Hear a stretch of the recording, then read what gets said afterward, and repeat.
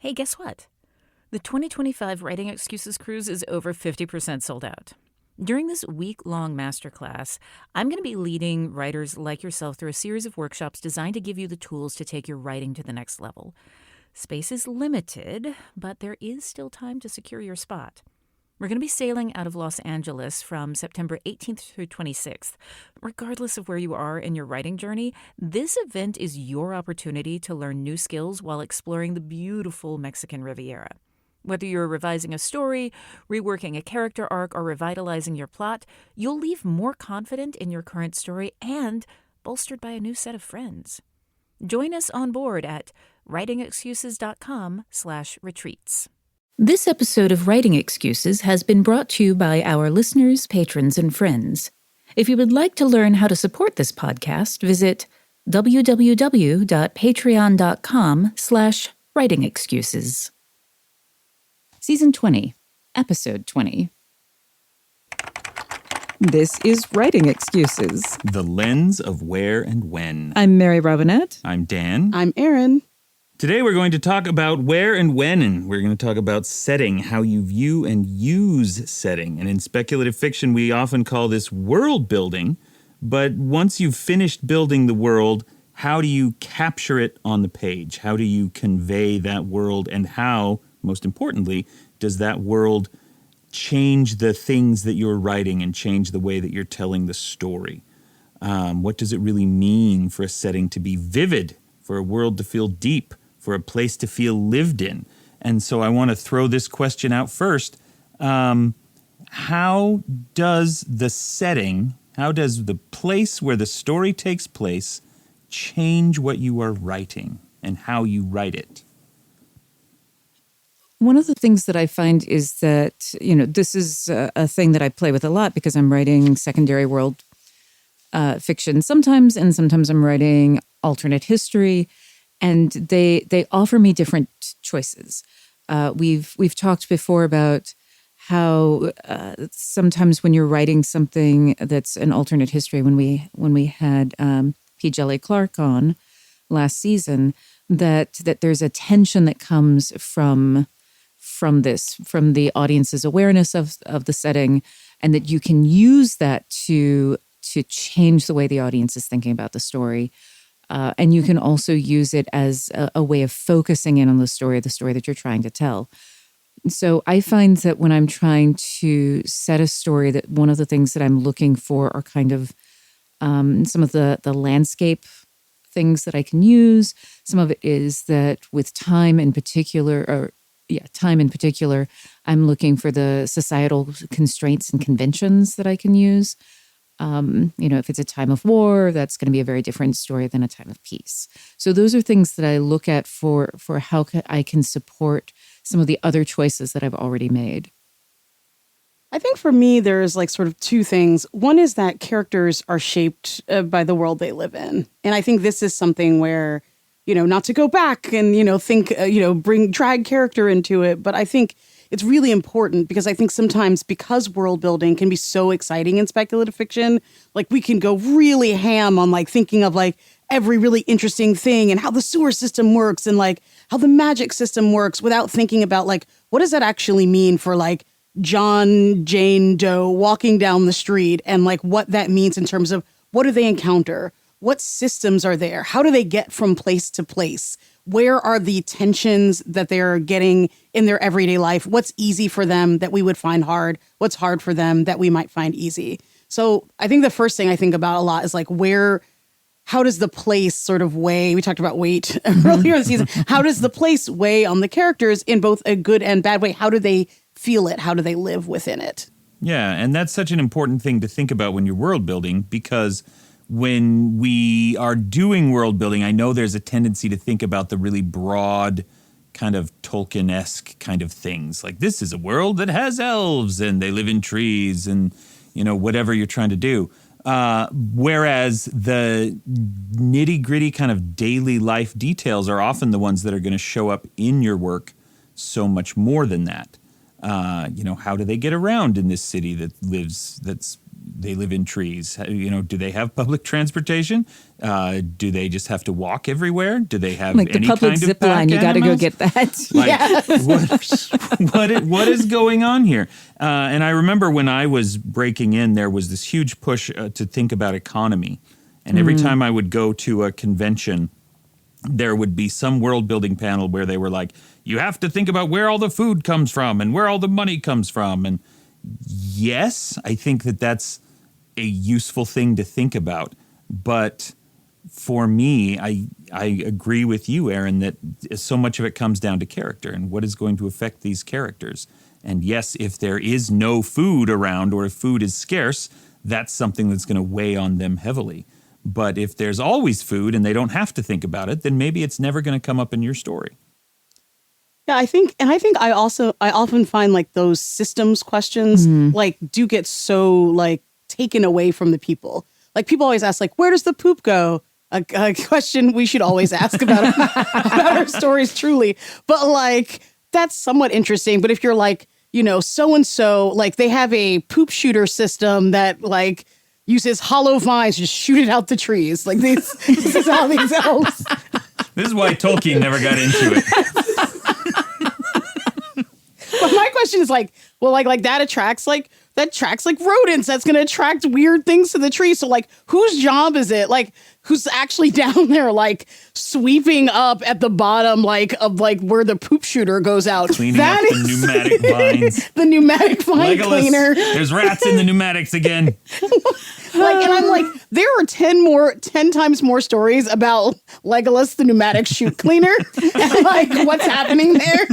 And like, then there are like to me, the big systemic questions. So it's like when place and setting like hit person, that's when for me the sweet spot is for sure. Yeah, and I will often use that when I'm having trouble finding traction on a thing where I've got kind of a general idea, but I'm like, what am I going to do with this? I don't always go sequentially. Sometimes I start with character, but sometimes I'm like, I don't know who this story is about.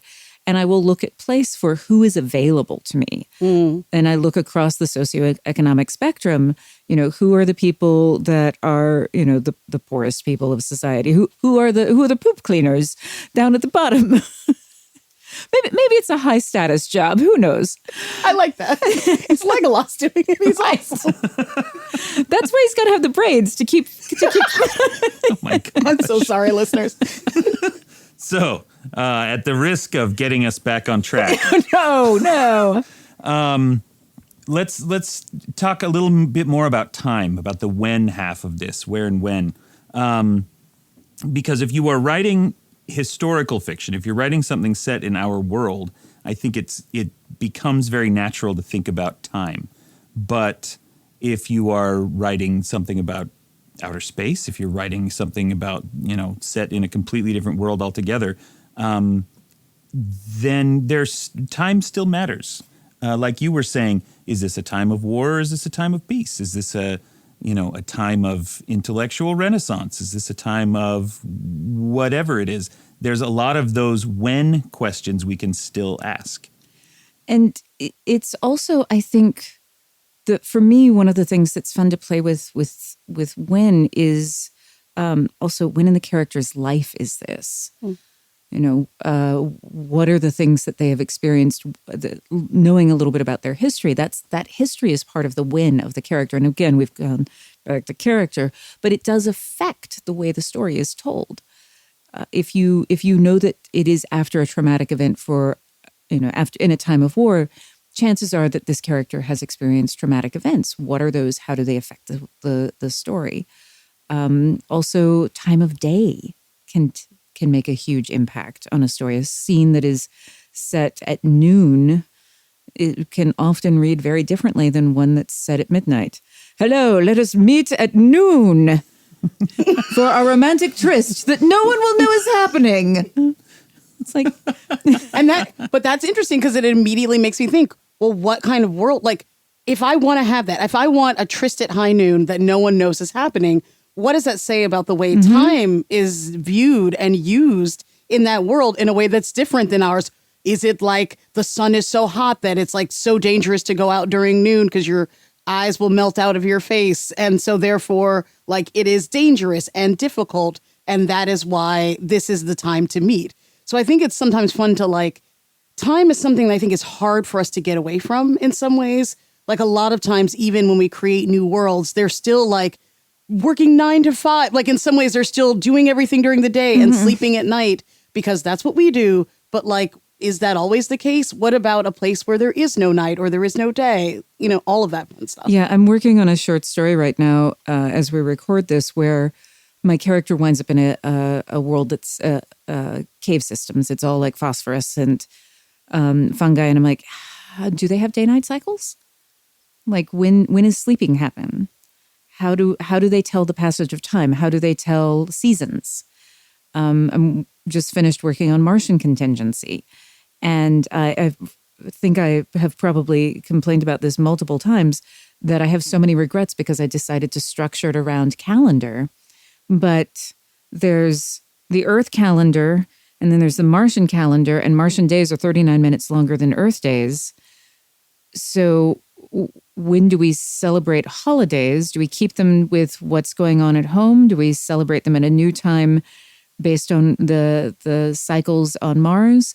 And also you're living underground, so your idea of day-night cycles are based on the very few people who are going out on the surface. And it's like, you know, so it becomes this whole cascading thing where the win of the story affects like every decision that I made. And also it kind of hits a point. It's not arbitrary, but it offers opportunity to be in flux and to reveal something about people because of the way they are interfacing with time. And speaking of time, this is the time when we are going to pause for a moment.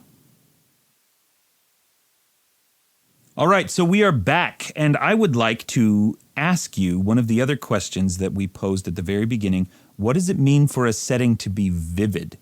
How does a setting come alive? I have an answer to this, I think, that actually comes back to time as well. So a couple of years ago, I got the opportunity to write for the Pathfinder Lost Omens travel guide. And I was actually in charge of the time and calendar section and got to think about how different cultures within this really big world of Golarion, which is the Pathfinder world, how different cultures actually dealt with time. And so as I was thinking about it, I thought a lot about how when we decide to mark an occasion, when we decide to measure our world in a particular way, there's usually a reason for it. Sometimes it's an arbitrary emperor, as in our month system, but it can be much more meaningful. And so I think worlds feel vivid when the things that we choose to put in them have meaning, like have like a real meaning to them. And so for example, I think I was working with goblins, and I decided that they actually measure things by the length of songs and campfires. And so everything, and I like that because I was like, fire is so visceral, like how long, and they really know like how long this fire will burn. And they've like, it's something that they all kind of can figure out like really quickly. And they know how long this song lasts. So they're like, okay, we're going to sing this long song. And by the time that's the end, it have been an hour or 3 hours. And you get to a point where you could sing it in your mind and you don't actually have to sing the song out loud. And what I like about that is that it's detail. So I think worlds become vivid when you have details, and those details have meaning that resonate with the world and make sense for it.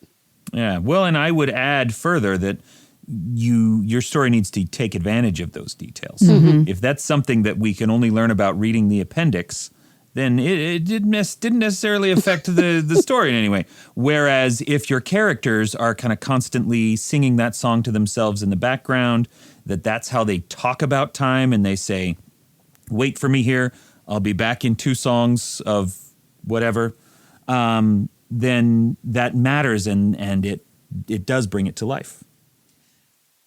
The other thing about that is that it is an interaction with the world. One of the things that I see people do frequently when they have world builder's disease is that they can describe a world, they can use all of these beautiful pieces of language to tell you about the the trees and the vines and the poop shooters and all of this like gloriously visceral language, but no one interacts with it. And so the story can become static. For me, the thing about the where and the when is that it is a thing that is inhabited. Like time passes. I know that my animals can tell time because if I am late with their meal, they definitely let me know. So they have an awareness of time, but it is that interaction with the time. It is this is a thing that's supposed to happen. So when I'm thinking about it, I am thinking about how is my character interacting with it. The thing that you were talking about, the being back in two songs, that's an interaction with it. What are the other ways my character is interacting with the world? And that, for me, is how I make it vivid, by making it a lived-in place. And I also think challenging the world that you've built. I think sometimes we're reluctant because we spend all this time building like a beautiful, house of cards and you don't want to blow on it, but that's when things get interesting. So I was thinking about the measuring time by fire and like what happens in a typhoon when you really needed to measure it and the fire goes out unexpectedly. Like then what happens? Like that probably happens at a crucial moment of conflict. So I like to, set up a world and then if you can knock over part of the world and the world still stands, I think for some reason that feels more lived in and more vivid because there are many things in our world that don't make sense or that fall apart and we still keep going. And so when things are too perfect and everything lines up too well, sometimes it also feels like very like a doll's house. It's like really pretty, but like it doesn't feel like, it feels like dolls are living there instead of like people and their stories. Yeah. Well, and that's a big question that I often think about with world building, especially with a series or, like you were talking about with Pathfinder, some kind of ongoing setting that kind of more or less needs to remain static. You want your characters to be able to affect the world. You want things to be able to change, but you still want to be able to tell more stories in there. How can you build a setting like this that has intriguing whens and whys and you're able to mess with it without completely upending it and breaking it so that, book 2 takes place in a different setting altogether? I think I think, first of all, that you actually can upend it and have book 2 take place in a different setting. So that's an option. But if you don't want to do that, then you think about, for me, the things that define the world as this is the place. And you can break the things around it, but there are still definitive things. So, if I'm telling a story that's set in Mississippi and I dry up the Mississippi River, it has become fundamentally a different place. So I can think of the Mississippi River as being a foundational piece of the Mississippi, and I can affect a lot of things around it, but I can make a decision ahead of time. I'm not going to touch that. That said, it can be really interesting when you fundamentally break the thing. Sometimes the thing that is the defining characteristic is the people that are in it, but people are shaped by environment. It's all linked together. I also think sometimes first of all, I think it's hard to break a world in some ways, like fortunately or unfortunately. One thing that I often great at a little bit in fantasy is like when it's like we killed the king and we got a new king and like that definitely fixed all the things that king was doing. And it's like systems are very ingrained. And so I think one way to do it is to have somebody like the system of the world doesn't change, but a person's understanding of it does, the way that they try to change it in their corner does. And then actually seeing the implications of change, because a lot of times after the curtain goes down on book 1 and the person's like, we have done the glorious revolution. It's like, but all the things that you learned, all the ways that place has weighed on you will change the way that your revolution runs and what you do next and how easy it is for you to fall into the trap of becoming the world that you wished to break. And I think that is like and that to me is a really interesting story where it's like the world persists even if I try to change it. I think that's the thing is it's that there are logical causal chains. It's like this follows that, this happens because of that. You actually made me think of also Mistborn. When you hit the end of book one, it is, I remember thinking, how do you write a sequel in this? Because they've done all the things and the world is fundamentally different. And book two is very much like, okay, now the world is fundamentally different. What are the consequences of that? Mm-hmm. And yeah, the Mistborn is a great example. It's one of the ones that I always go to when I'm working with game writers and saying, how do you? And this is a problem I have right now because I'm working on the Mistborn RPG. When do you set your game if you have so many different points, and his series is filled with points that completely redefine what the setting is? So many people think of Mistborn as, well, there are these grand balls in this kind of dark industrial city where terrible things happen and people sneak around in the mist. And that is one of the 7 books. And then that setting changes and you move on to the next one. And if you want to maintain, you come up with that one cool idea that you think is great and you want to maintain that over the course of several books, maybe don't kill the Lord Ruler at the end of the first one. But if you do want to explore that concept of change and explore the world as different, then yeah, it's okay to do that. We're running low on time ourselves, but this actually reminds me of an answer to your earlier question about what does time mean, which is also like, where does the actual world itself, where does the city or the country or the universe view itself in a time scale? Do you know what I mean? Are we year 1 of a generation ship or year 1,000? Like we usually set ourselves against something. Are we the end of an era, the beginning, the soggy middle of an empire? And really thinking about like, where does your actual setting take place, like time-wise? Like, what is their lineage? Where does it start? Where did their causal chain start of their society? And are they the first link, the middle, or the end? Because I think that actually, like, dying empires have some similarities, even though they die in different ways. And so do new revolutions have similarities, even if they're very different in their goals and what they do, because there's something about newness and there's something about like stagnation that can actually, that are a thing of time that has nothing to do with and everything to do with the actual setting that you're building. Absolutely. We are going to end this episode now with some homework, which is this. Take something that you have written in which the setting matters, a scene that takes place in a certain party or setting or location, a building, whatever it is, and then rewrite it in a completely different setting and see what kinds of changes that suggests to the characters or forces into the story. This has been Writing Excuses. You're out of excuses. Now go write. Writing Excuses has been brought to you by our listeners, patrons, and friends. Your hosts for this episode of Writing Excuses were Mary Robinette Kowal, Dan Wells, and Aaron Roberts. This episode was engineered by Marshall Carr Jr., mastered by Alex Jackson, and produced by Emma Reynolds. For more information, visit writingexcuses.com.